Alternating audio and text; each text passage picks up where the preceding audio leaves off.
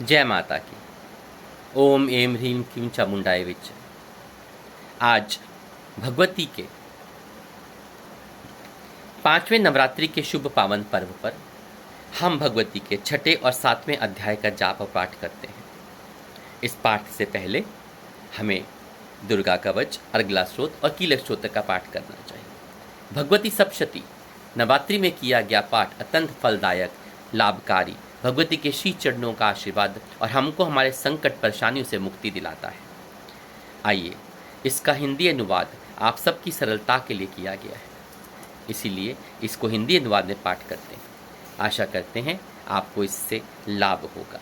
जय माता की। 6ठा अध्याय, धूमलोचन वध। मैं सर्वेश्वर भैरव के अंक में निवास करने वाली परमेष्ठकृत पद्मावती देवी का चिंतन करता हूँ। वे नागराज के आसन पर बैठी हैं। नागों के फनों में सुशोभित होने वाली मणियों के विशाल माला से उनकी देहतला उभासित हो रही है। सूर्य के समान उनका तेज है। तीनों नेत्र उनकी शोभा बढ़ा रहे हैं। वे हाथों में माला, कुंभ, कपाल और कमल लिए हुए हैं तथा उनके मस्तक में अर्धचंद्र का मुकुट सुशोभित है। ऋषि कहते हैं, देवी के यह वचन सुनकर दूत का बड़ा अमर्ष हुआ और उसने दैत्यराज के पास जाकर सब समाचार विस्तार पूर्वक कह सुनाया। दूत के उस वचन को सुनकर दैत्यराज कुपित हो उठा और सेनापति दैत्य धूमलोचन से बोला, धूमलोचन, तुम शीघ्र अपनी सेना को साथ लेकर जाओ और उस दुष्टा के केश पकड़ घसीटते हुए बलपूर्वक यहाँ ले आओ। उसकी रक्षा करने के लिए यदि कोई दूसरा खड़ा हो तो वह देवता, यक्ष, गंधर्व कोई भी हो, उसे मार डालना। ऋषि कहते हैं, शुंभ के इस प्रकार आज्ञा देने पर वह धूमलोचन दैत्य 60,000 असुरों की सेना साथ लेकर वहां तुरंत चल दिया। वहां पहुंचकर उसने हिमालय पर रहने वाली देवी को देखा और ललकार कर कहा, अरे तू शुंभ निशुंभ के पास चल। यदि इस समय प्रसन्नतापूर्वक मेरे स्वामी के समीप नहीं चलेगी तो बलपूर्वक झोटा पकड़कर घसीटते हुए तुझे ले चलूंगा। देवी बोली, तुम्हें दैत्य के राजा ने भेजा है कि तुम स्वयं बलवान हो और तुम्हारे साथ विशाल सेना भी है। यदि ऐसी दशा में तुम मुझे बलपूर्वक ले चलोगे तो तुम्हारा क्या कर सकती हूँ। ऋषि कहते हैं, देवी के यूं कहने पर असुर धूमलोचन उनकी ओर दौड़ा। तब अंबिका ने हुम शब्द का उच्चारण मात्र से ही उसे भस्म कर दिया। फिर तो क्रोध में भरी हुई दैत्यों की विशाल सेना और अंबिका के एक दूसरे पर तीखे साय को शक्तियां और फरसों से वर्षा आरंभ की। इतने में ही देवी का वाहन सिंह क्रोध में भरकर भयंकर गर्जना करके गर्दन के बालों को हिलाता हुआ असुर की सेना में कूद पड़ा।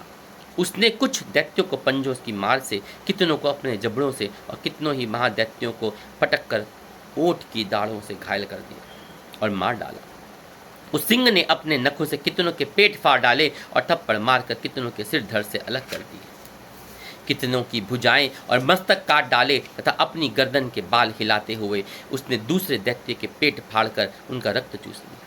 अत्यंत क्रोध में भरते हुए देवी के वाहन उस महाबली सिंह ने क्षण भर में ही असुरों की सारी सेना का संहार कर दिया। शुंभ ने जब सुना कि देवी ने धूमलोचन असुर का वध मार डाला है, उसके सिंह ने सारी सेना को सफाया कर दिया, तब उस दैत्यराज को बड़ा क्रोध हुआ। उसके ओंठ कांपने लगे। उसने चंड और मुंड नामक 2 महादैत्यों को आज्ञा दी, हे चंड, हे मुंड, तुम लोग बड़ी सेना लेकर जाओ और वहां जाकर उस देवी को झोटे से पकड़कर अथवा उसे बांधकर शीघ्र ले आओ।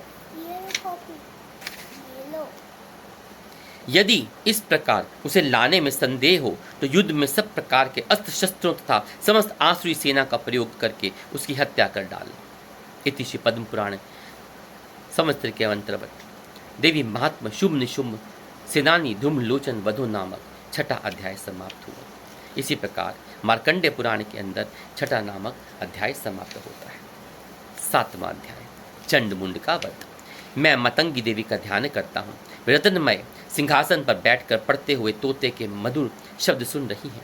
उनके शरीर का वर्ण श्याम है। वे अपना एक पैर कमल पर रखे हुए और मस्तक पर अर्धजन धारण करती हैं तथा कहार पुष्प की माला धारण की है, वीणा बजाती है। उनके अंग में कसी हुई चोली शोभा पा रही है। वे लाल रंग की साड़ी पहने हाथ में शंखमय पात्र लिए हुए हैं।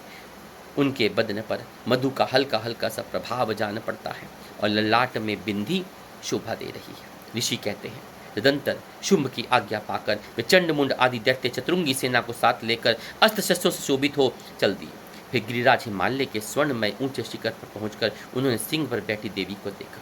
मंद मंद मुस्कुरा रही थी। उन्हें देखकर लोग दैत्य तत्परता से पकड़ने का उद्योग करने लगे। किसी ने धनुष तान लिया, किसी ने तलवार संभाली, तो कुछ लोग देवी के पास जाकर खड़े हो गए। तब अंबिका ने उन क्षत्रियों के प्रति बड़ा क्रोध किया। उस समय क्रोध के कारण उनका मुख काला पड़ गया, ललाट में भौहें टेढ़ी हो गई और वहां से तुरंत विकराल रूपी महाकाली प्रकट हुई, जो तलवार और पाश लिए हुए थी। वे विचित्र खंडवांग धारण किए और चीते के चर्म की साड़ी पहने नर मुंडों की माला से सुशोभित थी। उनके शरीर का मांस सूख गया था, केवल हड्डियों का ढांचा था, जिससे वे अत्यंत भयंकर जान पड़ रही थी। उनके मुख बहुत विशाल था, जीभ लपलपाने के कारण वे और भी डरावनी प्रतीत होती थी। उनकी आंखें भीतर से धसी हुई तथा कुछ लाल थी। वे अपनी भयंकर गर्जना से संपूर्ण दिशाओं में गुंजा रही थी। बड़े बड़े दैत्यों का वध करती हुई वे कालिका देवी बड़े वेग से दैत्यों के उस सेना पर टूट पड़ी और उन सब का भक्षण करने लगी। वे पार्श्व रक्षकों, अंकुशधारी महावेतों, योद्धाओं तथा घंटा सहित कितनों की हाथियों को हुई एक ही हाथ से पकड़कर मुंह में डाल लेती। इस प्रकार रथ, घोड़े, सारथी के साथ रति सैनिकों को मुंह में डालकर वे उन्हें बड़े भयानक रूप से चबा डालती थी। किसी के बाल पकड़ लेती, किसी का गाल दबा देती, किसी को पैरों तले कुचल डालती, किसी को छाती में धक्के मारकर मार डालती थी। असुरों के छोड़े हुए बड़े बड़े अस्त्र शस्त्र मुंह में पकड़ लेती और रोष में भरकर उनको दांतों से पीस डालती। काली ने बलवान एवं दुरात्मा दैत्यों को सारी सेना रौंद डाली, खा डाली और कितनों को मार बकाया।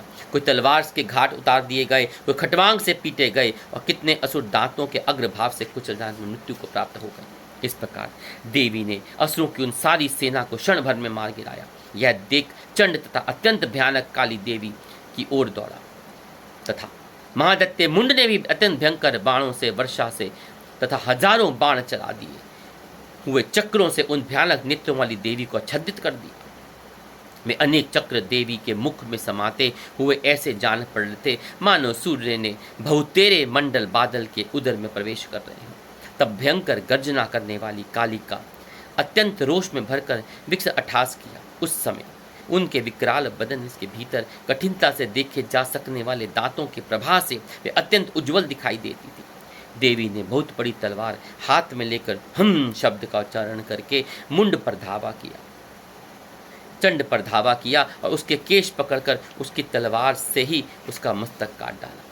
चंड को मारा देख मुंड भी देवी की ओर दौड़ा। तब देवी ने रोष में भरकर उसे भी तलवार से घायल करके धरती पर सुला दिया। महापराक्रमी चंड और मुंड को मारा गया देख मरने से बचने हुई बाकी सेना भय से व्याकुल हो चारों ओर भाग गई। तदंतर काली ने चंड और मुंड का मस्तक हाथ में लेकर चंडिका के पास जाकर प्रचंड अट्ठास करते हुए कहा, देवी, मैंने चंड और मुंड नामक 2 महापशुओं को तुम्हें भेंट किया है।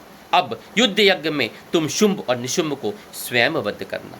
ऋषि कहते हैं, वहां लाए हुए उन चंड मुंड नामक महादैत्यों को देखकर कल्याणमयी चंडी ने काली के मधुर वाणी से कहा, देवी, तुम चंड और मुंड को लेकर मेरे पास आई हो, इसलिए आज से संसार में चामुंडा के नाम से तुम्हारी ख्याति होगी। बोलो चामुंडा माता की जय। इस प्रकार श्री मार्कंडेय पुराण में सावर्णिक मनवंतर की कथा के अंतर्गत देवी महात्म में चंड मुंड वध नामक 7वां अध्याय संपूर्ण हुआ। हरिओम तत्सत, हरिओम तत्सत, हरिओम तत्सत। आज 6ठे और 7वें अध्याय का पाठ हमें माँ भगवती की शरण में ले जाता है। 6ठे अध्याय का पाठ जो होता है उसको करने से दुख, दरिद्रता, भय ये दूर होता है मनुष्य के जीवन से, और 7वें अध्याय का पाठ करने से सभी मनोकामनाएं पूर्ण होती हैं, उनको मनवांछित फल की प्राप्ति होती है। आशा करते हैं कि ये पाठ आपको अत्यंत लाभ और सुख शांति, आपकी मनोकामनाओं को पूर्ण करने में आपको सहायक होगा। हो सके तो इसके बाद भगवती के 108 नाम माला का जाप अवश्य कीजिए और माँ भगवती के श्री चरणों में उनका आशीर्वाद प्राप्त करते हुए उनकी शरण में रहिए। जय माता की। ओम दुर्गाए नमः।